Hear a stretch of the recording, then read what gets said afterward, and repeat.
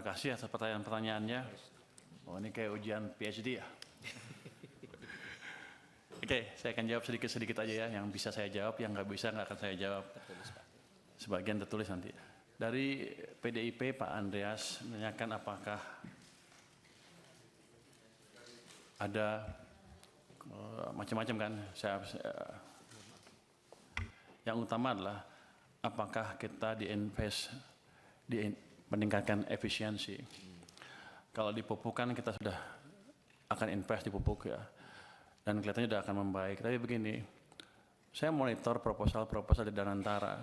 Setiap ada yang berhubungan dengan efisiensi, pengurangan cost, segala macam, saya selalu akan PMN kalau bisa. Tapi sampai sekarang juga proposalnya juga nggak terlalu jelas-jelas amat. Jadi kelihatannya nih arena Anda diskusi dengan Danantara semalam dijadikan ajang curcol Danantara ke Anda ya. Untuk menekan saya kelihatannya. Nggak apa-apa. Yang jelas gini tadi, apakah untuk energi terbarukan ada dari Pak ini kan jangka panjang sekali kan. Kebetulan saya beberapa minggu terakhir rapat dengan Pak Presiden dan Menteri SDM, ada desain untuk membuat PLTS menggantikan listrik yang ada sekarang. Investasi cukup besar, bisa mungkin sekitar 75 miliar dolar kalau jadi. Tapi pada waktu diskusi pertama saya melihat cost-nya masih tinggi, masih 9 sen dolar per kWh. Saya bilang kalau gitu sih subsidi saya nambah. Tapi mereka sedang berusaha terus dan kemarin sudah ada berita bagus. Pada saat sekarang harganya bisa 6 sen dolar per kWh. Saya bilang kalau itu betul, matangkan, kita kalau perlu PMN. Karena pada akhirnya akan hilang itu subsidi yang terlalu besar untuk listrik. Jadi kita nggak diam aja. Tadi Pak siapa lagi ya? Yang nanya tentang energi baru terbarukan. Jadi saya Pak Primus ya. Jadi saya selalu amatin semua proposal yang beredar di kementerian itu, setiap termasuk Danantara ya. Setiap ada yang bisa mengurangi biaya, kami akan ini secepatnya. Tapi kelemahan yang utama memang saya sadari juga di sini waktu saya kan baru minggu ketiga ya. Yang nggak tahu semuanya sekaligus kan. Tapi saya tahu bahwa ketika mereka bilang ke saya, subsidi ditendang ke tahun depan pembayarannya. Maksudnya? Kompensasi. Kalau subsidi kita bayar ya, yang kompensasi kita tendang ke tahun berikutnya. Maksudnya apa? Ada proses yang lama, ini itu. Kan saya juga pernah di private sector kan. Saya ngerti juga itu cost of capital untuk perusahaannya jadi tinggi. Tapi saya baru lihat beberapa, 1 minggu terakhir lah. Ke depan saya akan percepat. Jangan sampai kita telat bayar lagi. Kalau bisa sebulan langsung bayar. Kenapa? Karena uang saya juga nganggur di BI itu.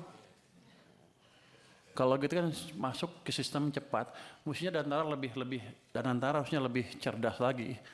Kalau ketika mood saya seperti itu, langsung dia ngadap saya, minta apa. Ini kan enggak, dia ngadap Anda langsung kan, bapak-bapak, ibu-ibu. Padahal sama saya, teman, saya pengawas Danantara, awas besok. Kenapa mereka nggak ke saya? Lah ini kan penting Pak Menteri, ini jadi paten ini kan, ini. Ini bagus, saya pikir koreksi seperti ini. Tapi yang saya dia udah tahu, saya punya uang banyak, saya baru taruh cuma 200, masih ada 250 lagi di sana. Kenapa dia nggak ke saya? Jadi pada dasarnya begitu masuk akal, kita akan ini cepatnya. Kita akan review proses yang tadi 3 bulan tadi, kelamaan menurut saya juga, yang memastikan bahwa program PSO kami tidak mengganggu cash flow dari perusahaan Pertamina dan PLN dan lain-lain. Tapi nanti saya lihat, kalau nggak untung juga awas. Kalau udah costnya diturunkan, jangan main-main mereka. Tapi yang tadi saya janji akan betulin tadi proses di sini kita akan percepat. Berapa lama Anda bisa betulin? Dulu itu setahun sekali Pak. Ya jangan setahun sekali lah. Dulu itu setahun sekali udah kita 3 bulan. Yang nentuin siapa? Kita perpres. Kita yang nentuin. Sebulan selesai ya? Sebulan selesai Pak. Nanti kalau enggak dia saya pindahin. Ini alhamdulillah ini kalau Menteri Keuangannya bergerak cepat begini nih Pak. Wah, Kita bersyukur ini Pak. Sebenarnya saya lagi mikir gimana ngeluarin uang itu, masih banyak di sana, masih numpuk. 200 triliun positif tanggapannya, tapi banyak yang ribut juga kan, oh ini itu. Ya, saya mesti cari tools yang lain. Jadi kalau tambah lagi.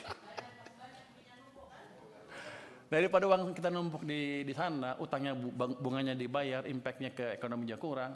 Saya nunggu sebenarnya penyaluran yang cepat apa. Makanya saya sisirkan tuh kementerian-kementerian, saya ancam yang nggak bisa sampai Oktober nanti kalau Anda nggak bisa propose dengan clear seperti sampai akhir tahun, saya ambil uangnya. Nah kalau Danantara punya tagihan seperti ya langsung ngadap saya harusnya. Nanti saya tanya kalau rapat saya sebagai apa? Pengawas Danantara. Terus tentang apa tepat sasaran apa enggak? Oh, satu lagi. Subsidi energi naik terus dari tahun ke tahun. Energinya kan, kalau itu namanya BBM kan? BBM tuh solar, diesel, itu impor. Banyak impor, Pak.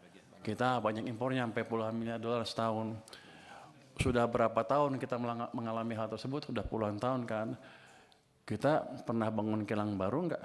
Enggak pernah. Sejak kritis sampai sekarang enggak pernah bangun kilang baru. Jadi nanti bapak-bapak kalau ibu-ibu ketemu Danantara lagi, minta Pertamina bangun kilang baru. Saya pernah, waktu saya di Maritim, saya pernah tekan mereka tahun 2018 untuk bangun kilang.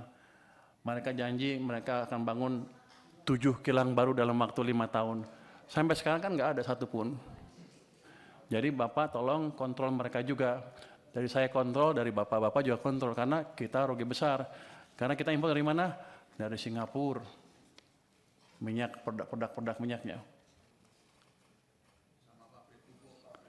Pabrik pupuk juga. Jadi pada dasarnya kan, kalau gitu sekarang saya bukan juru bayar saja. Saya akan masuk. Saya akan lihat mereka jalankan apa enggak proyek-proyek yang diusulkan. Kalau enggak kita potong uangnya juga Pak. Saya kan pengawas, saya ganti aja dirutnya.